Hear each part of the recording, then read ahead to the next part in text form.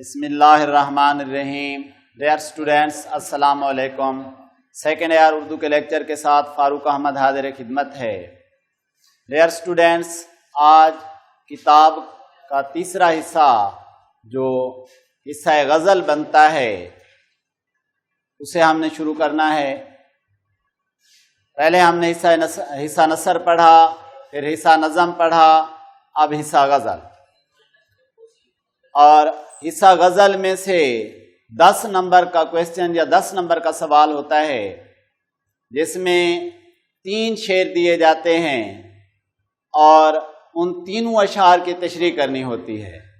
3 number کا ایک شعر ہوتا ہے اور شاعر کے نام کا 1 نمبر ہوتا ہے، یعنی غزل کا علیحدہ سے کوئی عنوان نہیں ہے کہ ہم کہیں کہ عنوان کے نمبر ہوں گے، نہیں۔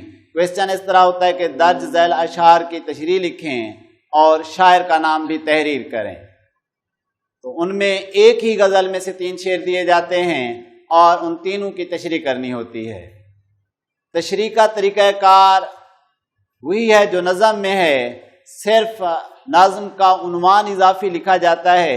ادھر ہم کیا کرتے ہیں کہ اس کویسچن کو اس طریقے پر حل کرتے ہیں، ہم لکھتے ہیں شاعر کا نام۔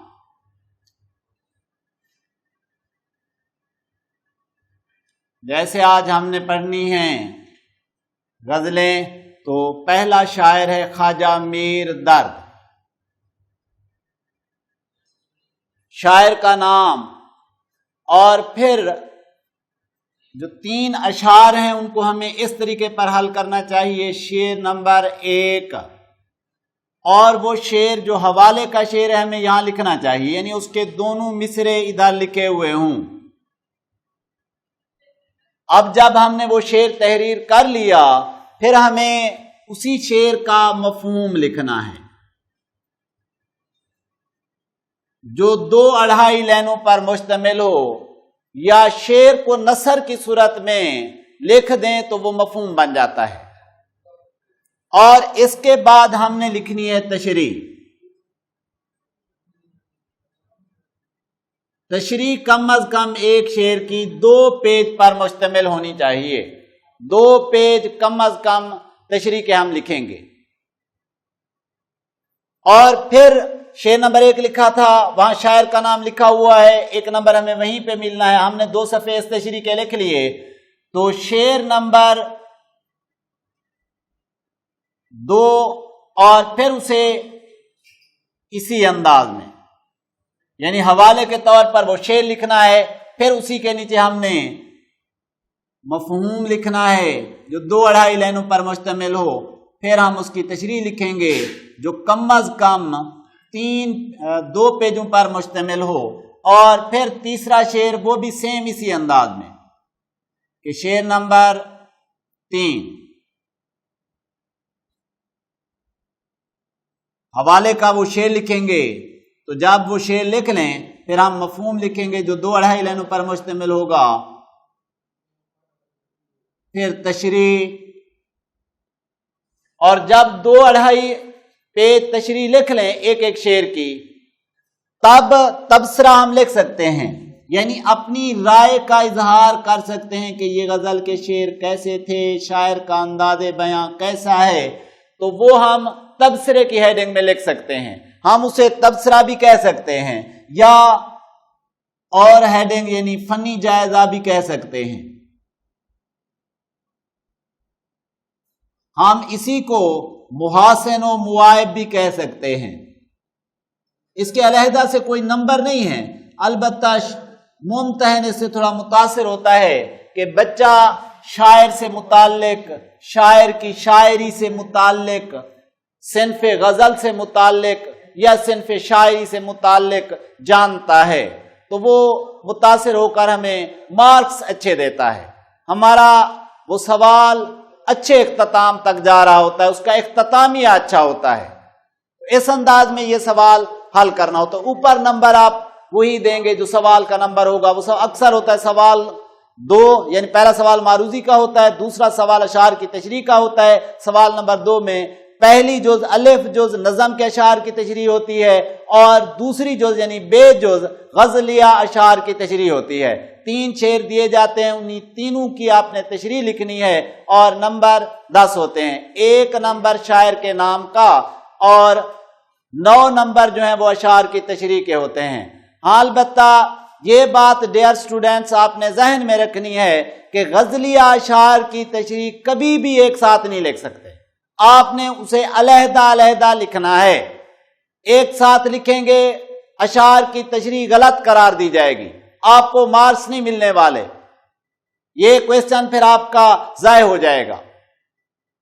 وہ چاہے نمبروں کو تقسیم کر کے دے، یعنی نمبر وہ 10 یوں لکھے ہوں 1 جمع 1 اس انداز میں لکھے ہوئے ہوں 1 جمع 3 جمع 3 جمع 3 برابر ہے 10 کے، ایسے لکھے ہوں تب بھی آپ نے اشعار کی تشریح جدا لکھنی ہے. اور اگر یوں لکھے ہوں 1 جمع 9 تب بھی آپ نے اشعار کی تشریح جدا لکھنی ہے. یعنی غزل کے اشعار کی تشریح آپ ایک ساتھ نہیں کر سکتے. غزل کا ہر شعر ایک علیحدہ یونٹ ہوتا ہے اور وہ اپنے مفہوم اور معنی میں مکمل ہوتا ہے. وہ دوسرے شعر کا محتاج نہیں ہے، وہ پہلے شعر کا محتاج نہیں ہے، وہ درمیان میں کسی شعر کا محتاج نہیں ہے. یعنی ہر شعر ایک مکمل یونٹ، اور اس لیے ان کی تشریح جدا لکھنی ہوتی ہے. غزل اپنے اندر بیشبہ مفاہیم رکھتی ہے. غزلیہ شاعری عربی میں بھی تھی لیکن باقاعدہ انداز یہ نہیں تھا. وہاں کوئی قصیدہ لکھنے سے پہلے شباب سے متعلق، جوانی سے متعلق قصے بیان کر دیے جاتے تھے اور اسی کو غزل کا نام دے دیا جاتا تھا. باقاعدہ غزل کا آغاز فارسی سے ہوا اور فارسی میں غزلیہ شاعری موجود ہے. اس کے بعد اردو میں اور باقی زبانوں میں غزل ویسے کہا جاتا ہے عورتوں سے متعلق باتیں کرنا، عورتوں سے باتیں کرنا، یعنی ان کے ٹاپک، ان کے موضوعات، ان سے متعلق. اور غزل یہ غزال سے نکلا ہوا لفظ ہے جس کے معنی ہرن کے ہیں، اور غزل کہا جاتا ہے کہ جب ہرن کو کوئی شکاری شکار کرے، ہرن اپنی جان بچانے کے لیے بھاگ رہا ہو لیکن شکاری اسے دبوچ لے اور ہرن کو اس وقت یوں لگے کہ اب جان گئی، تو اس لمحے یا اس سمے جو وہ چیخ مارتا ہے اسی چیخ کو غزل کا نام دیا جاتا ہے. اس میں پہلے ہجر و وصال کے واقعات بیان کیے جاتے تھے، محبوب کا حسن و جمال بیان کیا جاتا تھا، عشوہ، غمزہ، ناز، ادا، یہ چیزیں بیان کی جاتی تھیں. پھر آہستہ آہستہ غزل کے دامن کو وسعت ملی. اب غزل کے دامن کو اتنی وسعت مل چکی ہے کہ ہم اپنے معاشرتی مسائل بھی غزل کے اندر بیان کر سکتے ہیں. یعنی کوئی سا ٹاپک ہو، کوئی سا موضوع ہو، ہمیں غزل اپنے اندر بیان کرنے کو جگہ دیتی ہے کہ اس ٹاپک کو، اس موضوع کو آپ غزل کے اندر بیان کر سکتے ہیں. اور ترقی پسند تحریک کے تحت جو غزلیں کہی گئی ہیں وہ معاشرتی مسائل کو بھی اپنے اندر سموئے ہوئے ہیں. یہاں تک کہ حقیقت بھی غزل کے اندر موجود ہے، مجاز بھی غزل کے اندر موجود ہے. تو آج خواجہ میر درد کی غزل سے آغاز کرتے ہیں. خواجہ میر درد کی غزل اور پہلا شعر.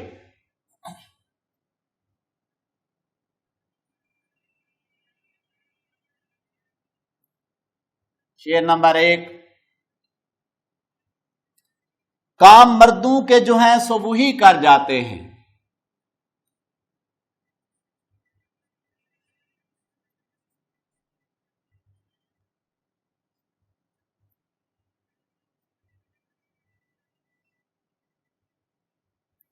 کام مردوں کے جو ہیں سو وہی کر جاتے ہیں،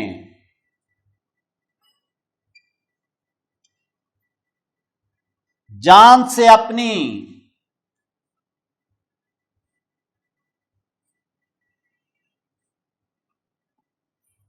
سے اپنی جو کوئی کہے गुजर जाते हैं।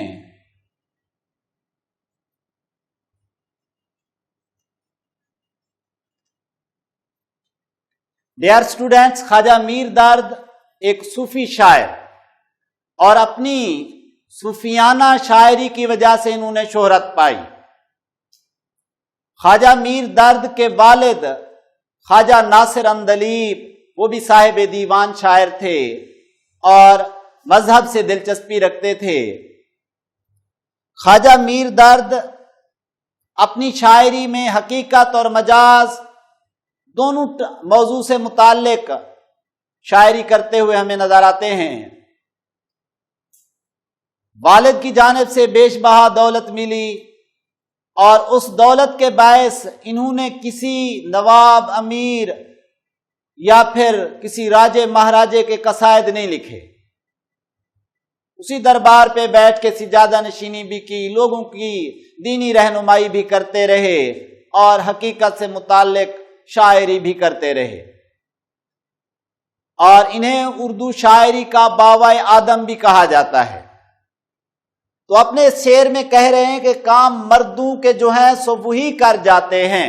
अब मर्द ये तसव्वुफ की इस्तिलाह में वो आदमी जो अल्लाह की रजा के मुताबिक अपनी जिंदगी बसर करता हो, जो शरीयत के असूलों पे कारबंद रह के रब की रजा ढूंढता हो और अल्लाह की रजा के मुताबिक जिंदगी बसर करता हो, तो वो मर्द कहलाने के लायक है।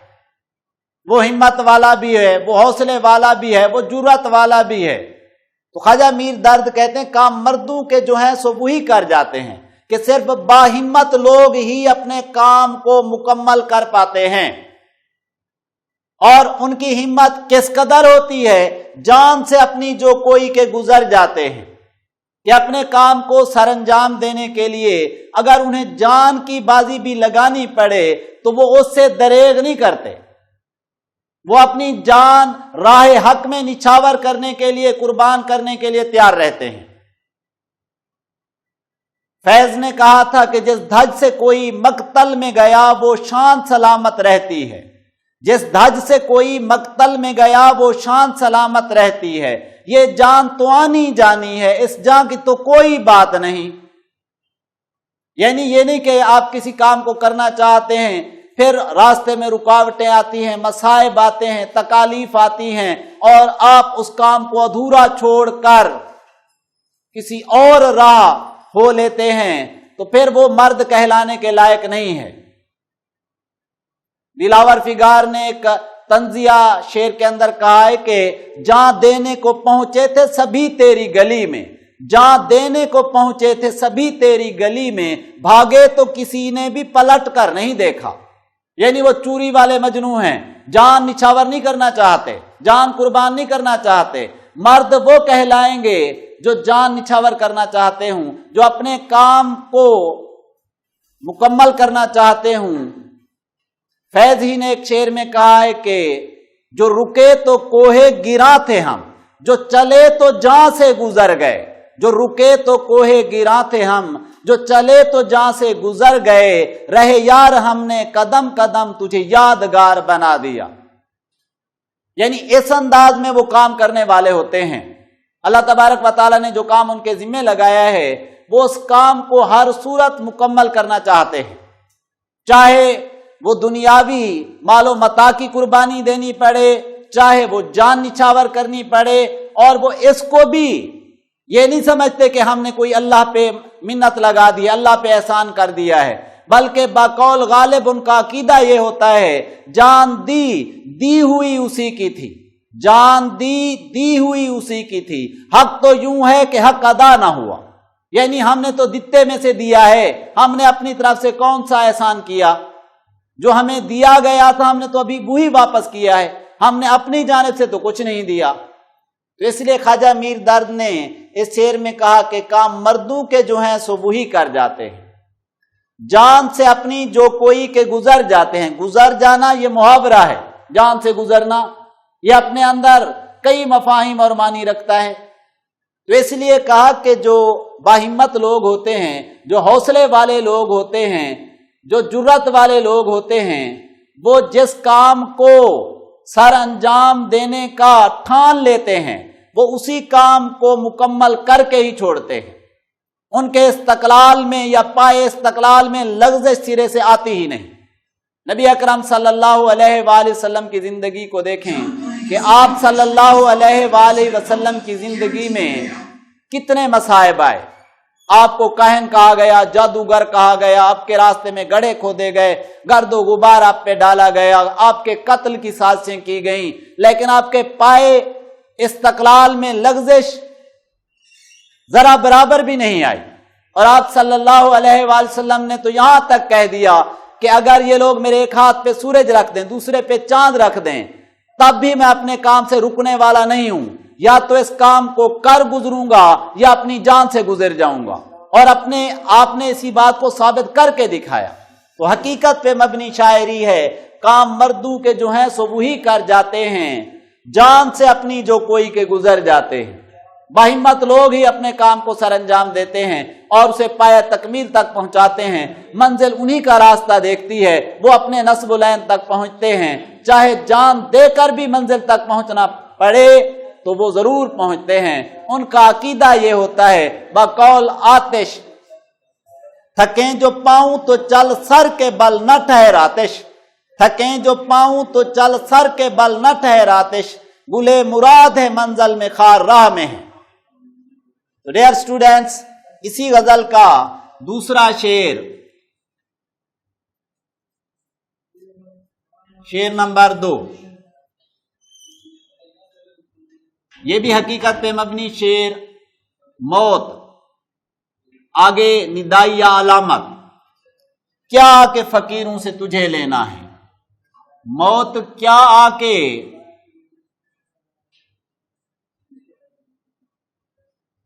فقیروں سے تجھے لینا ہے.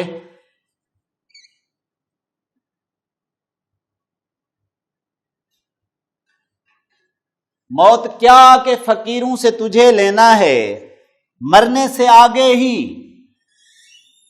مرنے سے آگے ہی. یہ لوگ تو مر جاتے ہیں.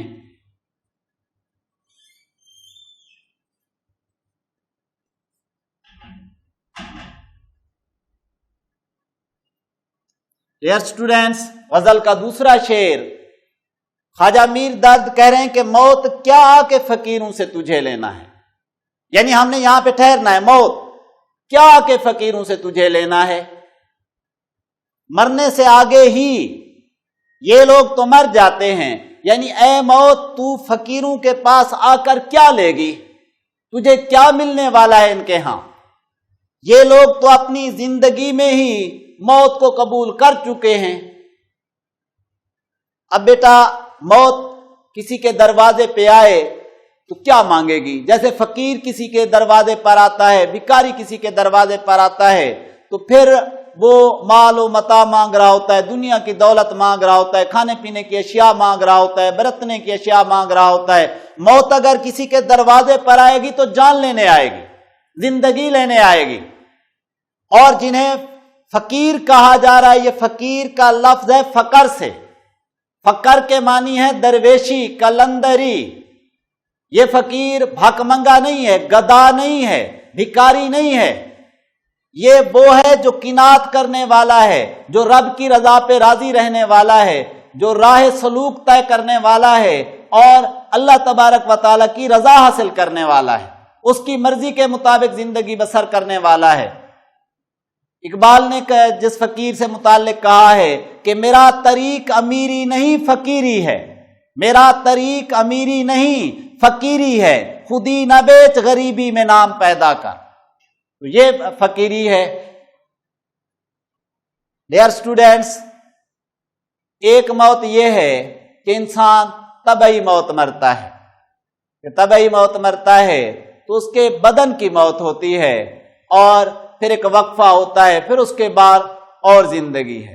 اور ایک موت ہے نفس امارہ کی موت، کہ جو ہمیں لغزشوں کی جانب، خطاؤں کی جانب مائل کرتا ہے، جو ہمیں اللہ کی نافرمانی سکھاتا ہے، جو ہمیں काहिल और सुस्त बनाता है, जो हमें ऐश व इशरत की जानिब लेकर जाना चाहता है, उस नफ्स को मारना यानी नफ्स कुशी करना और हुक्म खुदाबंदी के मुताबिक जिंदगी बसर करने को भी फुकरा मौत कहते हैं कि हम इस दुनिया के लिए हैं ही नहीं। अकबर इलाहाबादी ने कहा है कि दुनिया में हूं, दुनिया का तलबगार नहीं हूं, दुनिया में हूं, दुनिया का तलबगार नहीं हूं, बाजार से गुजरा हूं, खरीदार नहीं हूं। यानी हमारा आना तो ऐसे मुसाफिरों की तरह का आना, जैसे कोई मुसाफिर सराय खाने के अंदर आता है और एक रात बसर करता है, फिर अपनी मंजिल को हो लेता है। हम तो इस दुनिया में ऐसे आए हैं। इसलिए एक और शायर ने कहा था कि जियो इस तरह के मरना तुम्हें दुश्वार ना हो, यानी जिंदगी को यूं ना समझो कि हमने हमेशा यहीं पे रहना है, बल्कि पहले से तुम्हें पता हो कि हमने इस दुनिया को छोड़ना है।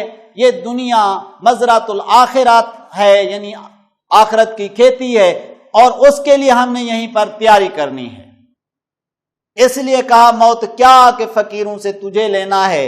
मरने से आगे ही ये लोग तो मर जाते हैं, मरने से पहले ही इन्होंने नफ्स कुशी करके अपने आप को मौत के हवाले कर दिया होता है। ये दुनिया के लिए जी ही नहीं रहे। डियर स्टूडेंट्स, आज का लेक्चर मैं यहीं पर ख़त्म करता हूँ। इंशाअल्लाह ताला अगले लेक्चर के साथ फिर हाजिर होऊंगा। अल्लाह हाफिज़।